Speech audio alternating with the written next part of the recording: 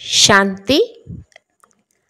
अपने दिल पर हाथ रखकर पूछो कि बाबा जो सुनाते हैं क्या हम सब पहले जानते थे? जो सुना है उसे अर्थ सहित समझकर खुशी में रहो। निजेर दिले हाथ रेखे जिज्ञासा करो बाबा जा किछु शोनाচ্ছে আমি সব কিছু আগে থেকে কি জানতাম? যেটা শুনেছি সেটার अर्थ सहित बुझे खुशी से থাকতে হবে। बाप कहते हैं तुम्हारे इस ब्राह्मण धर्म में सबसे अधिक ताकत है, कौन सी और कैसे? बाबा बोलছেন তোমাদের এই ব্রাহ্মণ ধর্ম সবথেকে অধিক শক্তিশালী, সেই শক্তি কি এবং কিভাবে? বাবা বলেন তোমাদের এই ব্রাহ্মণ ধর্ম এমন যে সারা বিশ্বে সদ্গতি করে দেয় শ্রীমতে। এই ব্রাহ্মণ ধর্মই সারা বিশ্বকে শান্ত করে দেয়। তোমরা ব্রাহ্মণ কুলভূষণ আত্মা দেবতাদের থেকেও অনেক উঁচা এবং শ্রেষ্ঠ। তোমাদের বাবার মাধ্যমে শক্তি মিলতে থাকে। তোমরা ব্রাহ্মণ বাবার সহযোগী হয়ে যাও। তোমাদের অনেক বড় প্রাইজ মিলতে থাকে। তোমরা ব্রহ্মাণ্ড আর বিশ্বের মালিক হয়ে যাও।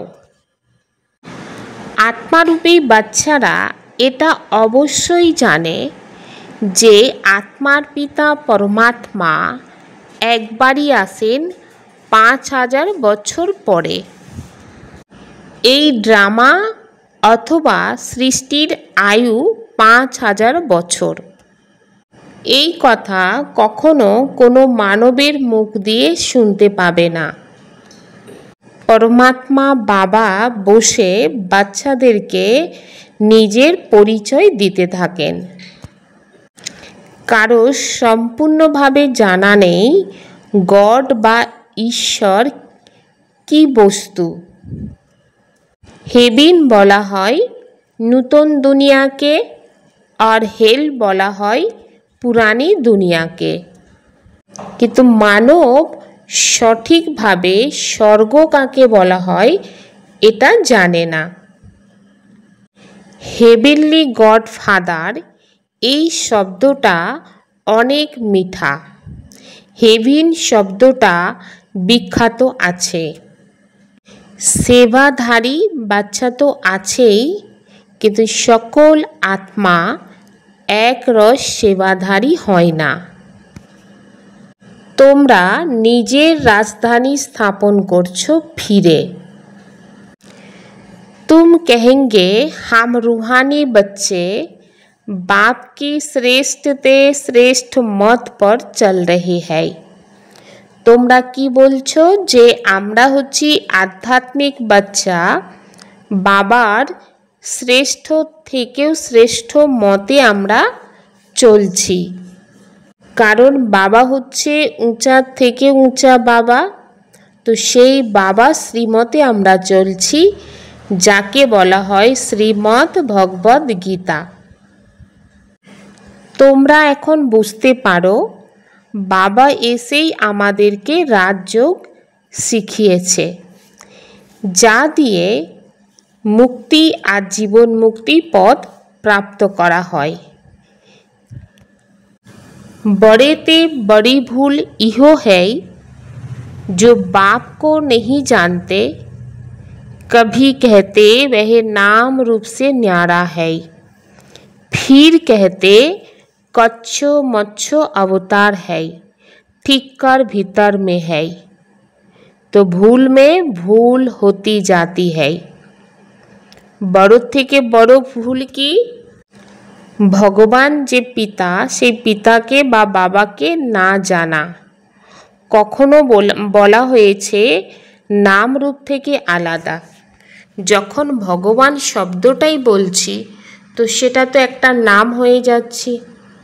যার নাম আছে অবশ্যই তার রূপ আছে। এবার সেই রূপের সম্বন্ধে মানব হয়তো সঠিকভাবে জানে না, কিন্তু নাম আছে মানে রূপ তো অবশ্যই আছে। কিন্তু মানব বলে দিয়েছে ভগবান নামরূপ থেকে আলাদা, তো এটাও হচ্ছে একটা ভুল। কখনো বলা হচ্ছে ভগবান কচ্ছ অবতার, মৎস্য অবতার, বরা অবতার, শুয়োর অবতার, তো এগুলোও একটা ভুল না? কারণ ভগবান এই সৃষ্টিতে আসে কিসের জন্য? মানবকে উদ্ধার করার জন্য, জ্ঞান দেওয়ার জন্য। তো তাহলে ভগবান কি যদি শুয়োরের ভাষায় বলে, তো তাহলে কি মানব শুয়োরের ভাষা বুঝতে পারবে, না কছুয়ার ভাষা বুঝতে পারবে, না মাছের ভাষা বুঝতে পারবে? কিন্তু মানব বলেছেন যে ভগবান এইভাবে অবতরণ করে। কখনো বলেছে ঠিক্কর ভিতর ধুলি কোনা ইট পাটকেলের মধ্যে ভগবান। তো ভুলের পরে ভুল মানব করতেই থেকেছে। তো সিঁড়ি নিচে নেমেছে মানে মনুষ্য আত্মার জীবন ক্রমশ নিচের দিকে নেমে এসেছে। তো কলা কম হয়েছে। কলা মানে গুণাগুণ রূপী কলা, এগুলো মানব জীবন থেকে কমে গিয়েছে। কলা কমে যাওয়া মানা মানব তম প্রধানের দিকে চলে এসেছে। तम प्रधान। बच्चों को समझाया है ज्ञान में इतना समय नहीं लगता जितना याद की यात्रा में लगता है। বাচ্চাদেরকে বাবা এটাই বলছেন যে জ্ঞানেতে এত সময় লাগে না, বাবার স্মরণের যাত্রাতেই যা সময় লাগে। বাবা কি বলেন, এই জ্ঞান দিয়ে তোমরা কি থেকে কি হয়ে যাচ্ছ, অর্থাৎ মানব থেকে দেবতা হতে চলেছ। বাবা এসে এটাও বোঝান যে এই পুরানো দুনিয়ার অবস্থা এখন দেখো, এই পুরানো দুনিয়া কোন জায়গায় পৌঁছে গিয়েছে। মানব এটাও জানে না কিভাবে এই সৃষ্টিরূপী চক্র ঘুরছে। বাবা তার জন্য বলে তোমরা নিজের দিলেতে হাত রেখে জিজ্ঞাসা করো, এখন যা কিছু জানতে পারছো বা বুঝতে পেরেছো, এর আগে কি এগুলো জানতে? কিছুই জানতে না। এখন তোমরা জানতেও পারছো, বুঝতেও পারছো, কারণ বাবা এসে তোমাদেরকে বিশ্বের বাদশাহী দিচ্ছে। কারোর বুদ্ধিতেই অনেক সময় আসে না যে বিশ্বের বাদশাহী কি হয়। বিশ্ব মানা সারা দুনিয়া। এটা তোমরা জানো যে বাবা এসে আমাদেরকে এমন রাজ্য দিচ্ছে যে আমাদের কাছ থেকে আধা কল্প কেউ ছিনিয়ে নিতেও পারবে না। তো তার জন্য বাচ্চাদের খুশি হওয়ার দরকার না? বাবা আমাদের কতবার রাজত্ব দিয়েছে। তো বাবা সত্য, বাবার শিক্ষাও সত্য, সেই জন্য বাবাকে সদ্গুরুও বলা হয়। এগুলোর এখন অর্থ সহিত তোমরা বুঝতে পারছ। বাবাকে স্মরণ করবে তো জন্ম জন্মান্তরের বিকর্মও বিনাশ হয়ে যাবে। তো জন্ম জন্মান্তর বলতে কত জন্ম? 63 জন্ম। তো 63 জন্মের বিকর্ম বিনাশ হবে। আজকাল দেখা যায় ছোট অবস্থাতেই বাচ্চাদের গুরু করে দেয়া হয়। গুরুর চিত্র বানিয়ে গলায় লকেটের মধ্যে রাখা হয় বা গুরুর চিত্র ঘরেতেও রেখে দেয়। এখানের এই আশ্চর্য বিষয় হচ্ছে পরমাত্মা বাবাই হচ্ছেন আমাদের বাবা, শিক্ষক এবং সদ্গুরু। এই যে তিনটে সম্বন্ধের একজনই। तुम जानते हो ये कितना वंडरफुल है। शरीर तो एक ही है, इनको भाग्यशाली रथ क्यों कहते हैं? क्योंकि शिव बाबा की प्रवेशता है, तो जरूर 2 आत्माएं ठहरी। বলেন তোমরা জানো এটা কতখানি আশ্চর্যজনক। কেন? এই কারণে আশ্চর্যজনক বলা হচ্ছে, শরীর হচ্ছে একটাই এবং সেই শরীরে নিজস্ব আত্মা আছে এবং পরমাত্মা প্রবেশ করেছে। যে শরীরে পরমাত্মা প্রবেশ করে সেই শরীরকেই বলা হয় ভাগ্যশালী রথ। তো শিব বাবা প্রবেশ করার পরে তো 2 আত্মা বলা হবে, এক হচ্ছে আত্মা, দুসরা হচ্ছে পরমাত্মা। এটাও তোমরা জানো। কিন্তু দুনিয়াতে কি দেখিয়েছে? ভাগীরথ গঙ্গা নিয়ে এসেছিল, তো মানব দেখেছে জলের গঙ্গা।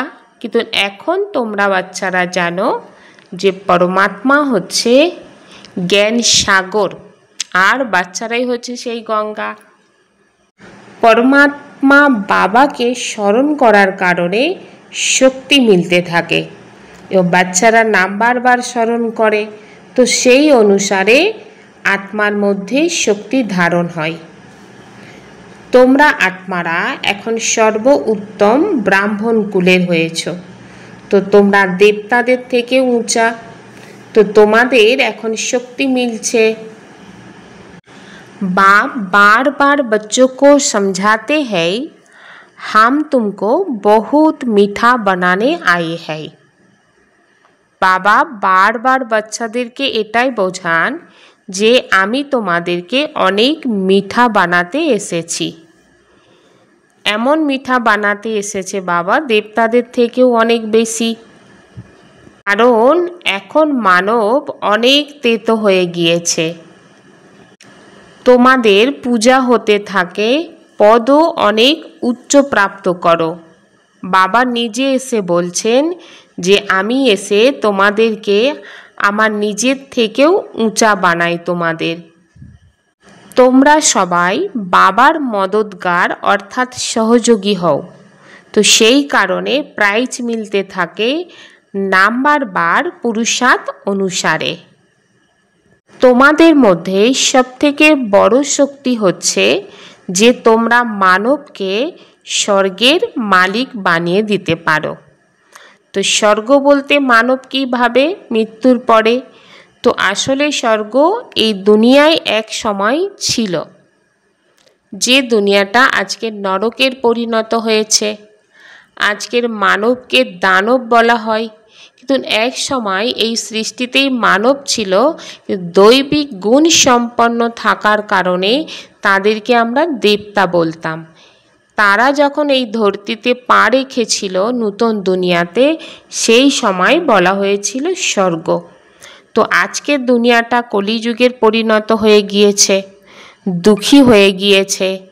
তো এই কলিযুগীর মানবকে, দুঃখী মানবকে ঈশ্বরীয় সন্দেশ দিয়েই তোমরা বাচ্চারা স্বর্গবাসী বানাচ্ছ, অর্থাৎ সত্যযুগের বাসিন্দার দেবতা বানিয়ে দিচ্ছ। তো তোমাদের মধ্যে অনেক বড়ই শক্তি। তো তোমরা যদি এই ব্যাজ না লাগাও তাহলে মানব কি করে বুঝবে যে তোমরা আত্মারাই হচ্ছ আধ্যাত্মিক মিলিটারি? কারণ মিলিটারিরা সর্বদাই ব্যাজ লাগিয়ে থাকে। তো তোমরা শিব বাবার মিলিটারি আত্মা। তোমরা নরকে নারায়ণ বানাতে এসেছো এবং নারীকে লক্ষ্মী। তো এই সেবা এখন তোমাদের করতে হবে। তো তার কারণে নিজেকে দেখতে হবে আমার মধ্যে কোনো অবগুণ তো নেই। যদি নিজের মধ্যেই অবগুণ থাকে তাহলে অন্য আত্মাকে কিভাবে ঈশ্বরীয় সন্দেশ দেবে? তো সেই কারণে দেখো যে নিজের মধ্যে কোনো অবগুণ তো নেই। যেমন দেবতারা মিঠা, ঠিক সেই রকম আমি কি মিঠা? बाप की श्रेष्ठ ते श्रेष्ठ मत पर चल अपनी राजधानी स्थापन करनी है। বাবার শ্রেষ্ঠ থেকে শ্রেষ্ঠ মতে চলে নিজের রাজধানী স্থাপন করতে হবে। নিজের রাজধানী মানে সত্যযুগের স্থাপনার কাজ করতে হবে। परमात्मा साथे सहयोगी होते होबे ना। तो सर्विसेबल बनने के लिए सृष्टि के आदि मध्य अंत का हेवन और हेल का ज्ञान बुद्धि में फिराना है। सेवाधारी हওয়ার জন্য এই সৃষ্টির आदि मध्य एवं अंतेर ज्ञान থাকতে হবে। हेवन और हेल अर्थात स्वर्ग और नरकेर এই জ্ঞান बुद्धिते घुराते হবে। बुझते হবে ना स्वर्ग आसले कोन समय नरक कोन समय। खुदाई खिदमतगार की स्मृति द्वारा सहज याद का अनुभव करने वाले सहज योगी भव। खुदाई खिदमतगार अर्थात ईश्वरीय सेवाधारी स्मृतिर माध्यमे सहजेई शरणेर अनुभव करते हबे एवं सहज योगी होते हबे। खुदाई खिदमतगार अर्थात जो खुदा ओ बाप ने खिदमत माने सेवा दी तो उसी सेवा में सदा तत्पर रहने वाले। जे खुदाई खिदमतगार अर्थात जे खुदा तिनी होच्छेन बाबा एवं बाबा जे आमादेरके सेवा दिएछे तो सेई सेवाते निजेके तत्पर राखते हबे व्यस्त राखते हबे। सर्वदाई এই নেশা যেন থাকে যে স্বয়ং खुदा अर्थात ईश्वर নিজেই খিদমত দিয়েছে। কাজ করার সময় अर्थात सेवा করার সময় যে কাজ দিয়েছে তাকে কখনোই ভুলে যেও না अर्थात যে সেবা দিয়েছে তাকে কখনোই ভুলে যাবে না। তো কর্মনা সেবার মধ্যেও এটা যেন স্মৃতিতে থাকে বা স্মরণে থাকে বাবার ডাইরেকশন অনুসারেই করছি, তাহলে সহজেই পরমাত্মা স্মরণের অনুভব করে सहज যোগী হয়ে যাবে। सदा गॉडली स्टूडेंट लाइफ की स्मृति में रहे तो माया समीप नहीं आ सकती। सर्वदाई गॉडली स्टूडेंट तो এই লাইফের স্মৃতি যেন থাকে, এই জীবনে এই কথাটা যেন স্মরণের মধ্যে থাকে, তাহলে মায়া কখনো কাছে আসতে পারবে না। जितना स्थापना के निमित्त बने हुए ज्वाला रूप होंगे उतना ही विनाश ज्वाला प्रत्यक्ष होगी। যতখানি স্থাপনার এতে নিমিত্ত হয়েছ নিমিত্ত হওয়ার পরে জ্বালা রূপে থাকবে